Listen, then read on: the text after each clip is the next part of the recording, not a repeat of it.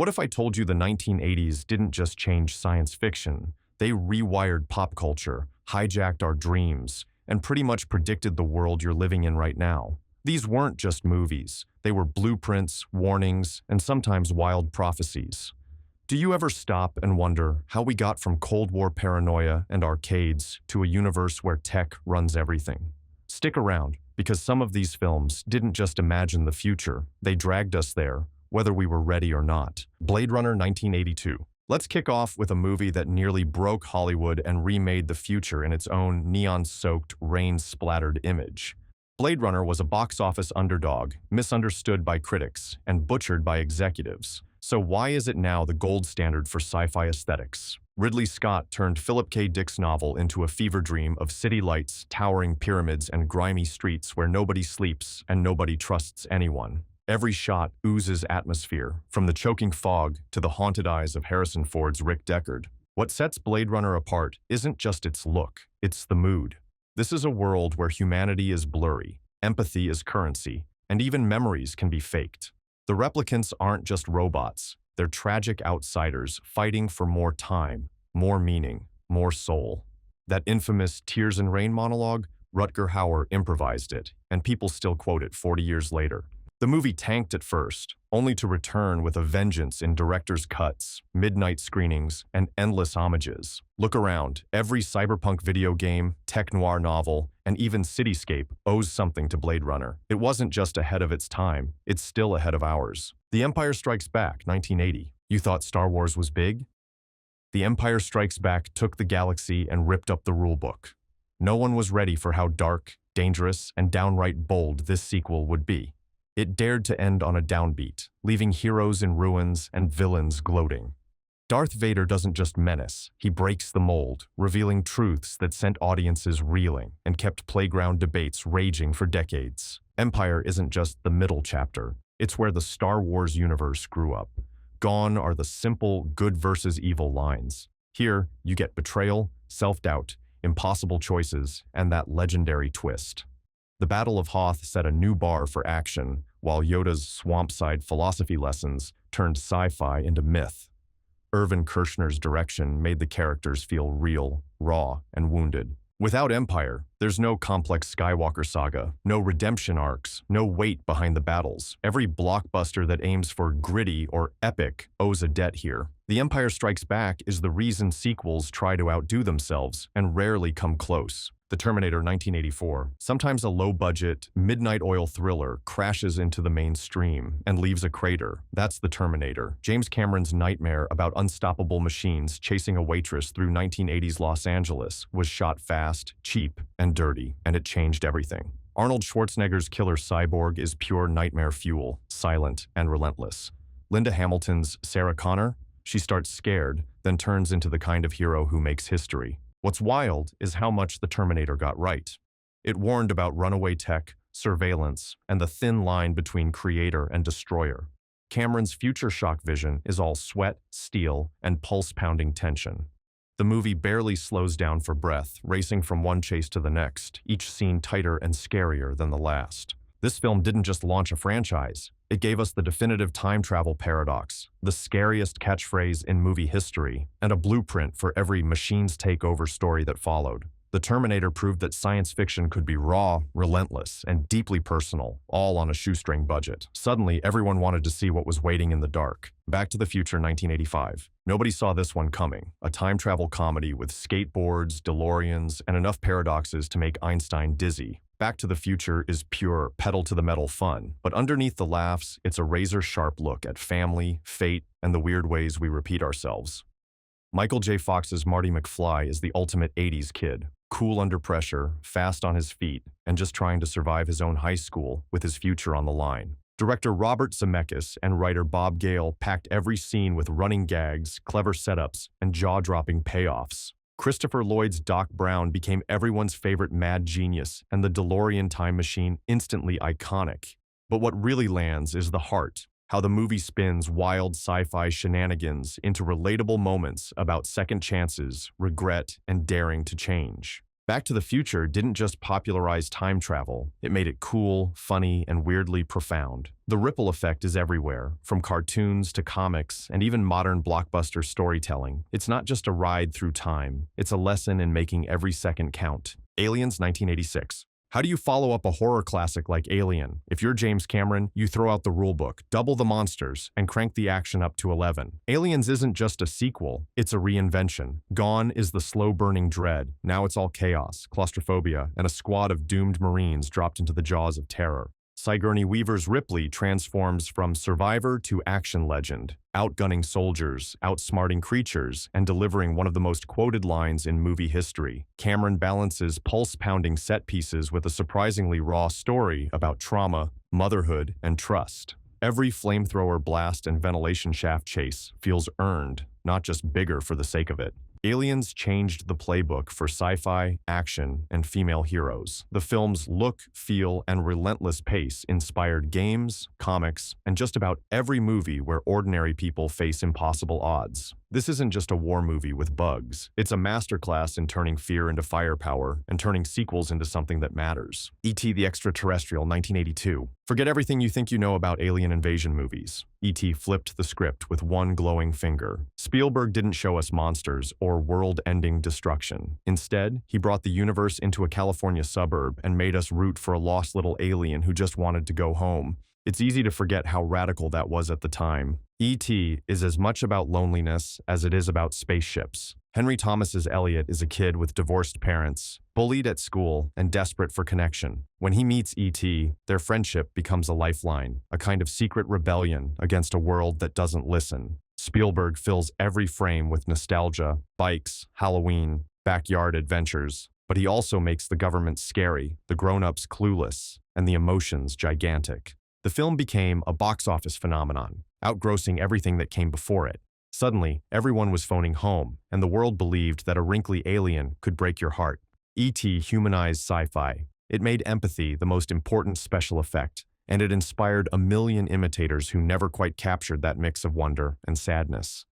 In a world of cynics, E.T. dared to believe in magic. RoboCop 1987. When RoboCop hit theaters, nobody was ready for how sharp, savage, and eerily prophetic it would be. On the surface, it's a pulpy action flick about a murdered cop brought back as a cyborg, hunting down crime in a crumbling Detroit. But dig deeper, and you'll find a satire so vicious it's still cutting today. Paul Verhoeven used RoboCop to rip into corporate greed, media overload, and the dehumanizing power of technology. Peter Weller's RoboCop is both tragic and hilarious. A man trapped inside a machine, trying to remember who he used to be while gunning down thugs and malfunctioning robots. Every news clip and fake commercial is a punchline and a warning. RoboCop doesn't pull any punches. Its violence is cartoonish but pointed. Its humor is dark but never mean-spirited. The design, shiny, brutal, unforgettable, became a sci-fi icon overnight. More than just a story about crime and punishment, it's a movie that predicted the age of privatized police, viral media, and blurred lines between man and machine.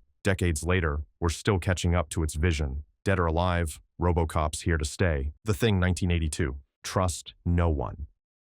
That's the chilling mantra at the icy heart of John Carpenter's The Thing. Dropped in the endless whiteout of Antarctica, a team of scientists discovers something frozen that never should have been thawed. What follows is a slow-motion panic attack. Anyone could be the monster, and paranoia spreads faster than infection. Carpenter's film is a masterclass in suspense and body horror. Every squirming tentacle and melting face was done with physical effects, pushing boundaries that still unsettle audiences today. Kurt Russell's MacReady isn't a clean-cut hero. He's suspicious, battered, and willing to torch the whole camp to save humanity. At release, The Thing was dismissed as too bleak, too gross, and too nihilistic. Now it's considered one of the greatest sci-fi horrors ever made, influencing everything from survival video games to viral outbreak stories. The claustrophobic setting, relentless tension, and total lack of easy answers set a new bar for what a sci-fi movie could make you feel. Want to see what trust looks like when it breaks? Watch The Thing, if you dare. Star Trek II: The Wrath of Khan, 1982. Forget rubber-suited aliens and campy lasers. The Star Trek franchise got a shot of pure adrenaline with The Wrath of Khan. This wasn't just a space adventure, it was a reckoning. Captain Kirk faced his past, his aging, and his deadliest enemy. Ricardo Montalban's Khan is a villain for the ages, driven, intelligent, and way too charming for anyone's good. Director Nicholas Meyer treated the film like a naval thriller, making space battles feel like chess games with photon torpedoes. The tension crackles in every confrontation, and the stakes have never been higher. Spock's sacrifice isn't just a plot twist, it's the emotional core, making grown adults cry in packed theaters. Wrath of Khan reinvented Star Trek, showing the world that sci-fi could tackle mortality, legacy, and friendship without losing the fun. It brought new fans to the franchise, inspired generations of filmmakers, and proved that sometimes the best way forward is to face your old ghosts head-on. For Star Trek, this was the moment it truly went where no one had gone before. Tron 1982. Long before virtual reality was a buzzword, Tron dared to imagine life inside a computer. Disney bet big on a wild idea. What if a human could be digitized and forced to battle gladiator programs in a neon-lit mainframe? Jeff Bridges' Flynn is a cocky hacker trapped in a world of glowing grids and deadly discs, facing off against evil software and arcade-style threats. Tron's visuals were like nothing anyone had seen before: computer-generated landscapes, light cycles, and geometric dreamscapes. The story's simple, but the style? Revolutionary. It was the first film to put audiences inside the digital frontier, showing a future where the line between human and machine could blur in dazzling ways. At the time, critics didn't get it. The effects were too strange, the plot too out there. But Tron's legacy is everywhere, in video games, cyberpunk, and every movie that plugs into the digital world. It inspired a generation of coders, artists, and dreamers to see computers as something more than just machines.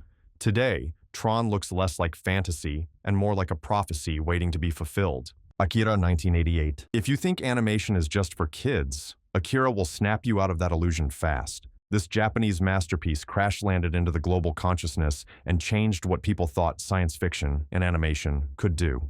Set in a neon-drenched, riot-torn Neo-Tokyo, Akira dives into a world of biker gangs, government conspiracies, and telekinetic powers that spiral wildly out of control. Director Katsuhiro Otomo didn't just create jaw-dropping visuals, he redefined cinematic storytelling. Every frame brims with detail, from citywide chaos to intimate moments of despair and rebellion. The animation is mind-blowing even today, with hand-drawn action that makes most blockbusters look slow by comparison. But it's the mood that sticks with you. Akira is dark, weird, and relentlessly intense, showing how power can corrupt, society can fracture, and technology can turn into a monster. It blasted open the door for Japanese anime in the West, inspiring everything from The Matrix to Stranger Things. Want to see where cyberpunk really exploded? Akira did it first, and did it better than almost anyone since. Brazil 1977. Step into a world where the paperwork will kill you faster than any villain. Brazil is Terry Gilliam's fever dream dystopia, a place where dreams are illegal, bureaucracy suffocates, and hope comes in the shape of wild fantasies. Jonathan Pryce plays Sam Lowry, a government worker who just wants to escape the machine, but every move he makes only gets him deeper in trouble. Gilliam's sets are claustrophobic and bizarre, loaded with pipes, ducts, and looming screens. The film mixes slapstick comedy with dark satire, taking jabs at consumerism, surveillance, and the sheer madness of the system. Michael Palin pops up as a disturbingly cheerful torturer, and Robert De Niro arrives as a renegade repairman who's as mysterious as he is cool. Brazil's story is a surreal, absurd roller coaster. At the time, critics and studios fought over the ending, but over the years, it's become a touchstone for anyone who's ever felt trapped by red tape. Its influence can be seen in everything from dystopian novels to modern sci-fi TV. If you've ever yelled at a broken phone line or gotten lost in paperwork, Brazil's world will feel all too real. They Live 1988. They Live isn't just a cult classic. It's a full-on gut punch to anyone who ever wondered if there's more going on beneath the surface. John Carpenter takes the wild premise of a drifter who finds sunglasses that reveal hidden messages, obey, consume, conform, and turns it into a razor-sharp takedown of consumer culture and hidden control. Roddy Piper is the unlikely hero, wandering a city where aliens walk among us, using billboards, TV, and advertisements to brainwash the masses. The movie is funny, angry, and packed with wild moments, like one of the longest, most brutal fistfights ever put on screen, all over a pair of magic glasses. They Live became an underground sensation, quoted by everyone from conspiracy theorists to rock stars. Its low-budget grit and biting social commentary are as relevant today as ever, especially when you scroll through endless ads and feel like you're being played. It's a reminder that sci-fi can hold up a mirror and show us what we don't want to see, then hand us the tools to fight back. The Fly 1986. Science fiction got real messy with The Fly, and it's not just because of the goo and gore. David Cronenberg's remake takes a simple premise. What if a scientist's experiment went wrong, and spins it into a heartbreaking, bone-chilling transformation story? Jeff Goldblum stars as Seth Brundle, a genius whose teleportation breakthrough fuses his DNA with a housefly's, turning him into something not quite human. Cronenberg isn't just going for gross-out shocks, though there are plenty of those. The Fly is a tragedy at its core, about ambition, love, and losing yourself to forces you can't control. Goldblum's performance goes from manic excitement to desperate fear as his body and mind unravel. Gina Davis grounds the chaos with a performance that's just as raw and real. The effects were groundbreaking, but the emotions cut even deeper. The Fly inspired countless creature features and reminded everyone that the scariest stories are the ones where you recognize yourself. It's a movie about change, loss, and the dark side of discovery, and it hits you right in the gut. Escape from New York 1981. When you need a hero with a scowl, an eye patch, and nothing left to lose, you call Snake Plissken. Escape from New York is pure dystopian energy, dropping audiences into a future where Manhattan is a giant prison and society has basically thrown away the key. Kurt Russell's Snake is a world-weary legend, forced to rescue the president and make it out alive, or die trying. Director John Carpenter created a world that's equal parts punk rock and urban nightmare, with trash fires, gang wars, and barely a whisper of hope. The film oozes style, from its synth-heavy soundtrack to its gritty, graffiti-stained sets. Every supporting character feels dangerous, desperate, or totally unpredictable. Escape from New York doesn't care about happy endings or clear-cut heroes. It's a punchy, fast-moving story about survival, trust, and not letting the system break you. Snake became an instant icon, inspiring everything from video games to countless action movies. If you want to see where anti-heroes and post-apocalyptic cool really began, this is the blueprint. Predator 1987. Take a squad of muscle-bound commandos, drop them in the jungle, and unleash something they've never seen before. That's Predator. At first, it feels like a standard action movie, all swagger, gunfire, and macho banter. But then the real hunter arrives, a nearly invisible alien who turns the world's toughest soldiers into prey. Arnold Schwarzenegger's Dutch quickly learns that brawn and bullets aren't enough when you're up against something that reads heat signatures and collects trophies. Director John McTiernan flips the script halfway through. Suddenly, the humans are outmatched, outgunned, and running scared. The jungle itself becomes a trap, and the suspense ratchets up as the Predator picks off the team one by one. What really makes Predator a game-changer isn't just the action or effects, though both are top-notch. It's the way the movie blends genres: military thriller, sci-fi horror, and survival story. The film's creature design, with its dreadlocks and thermal vision, became legendary overnight.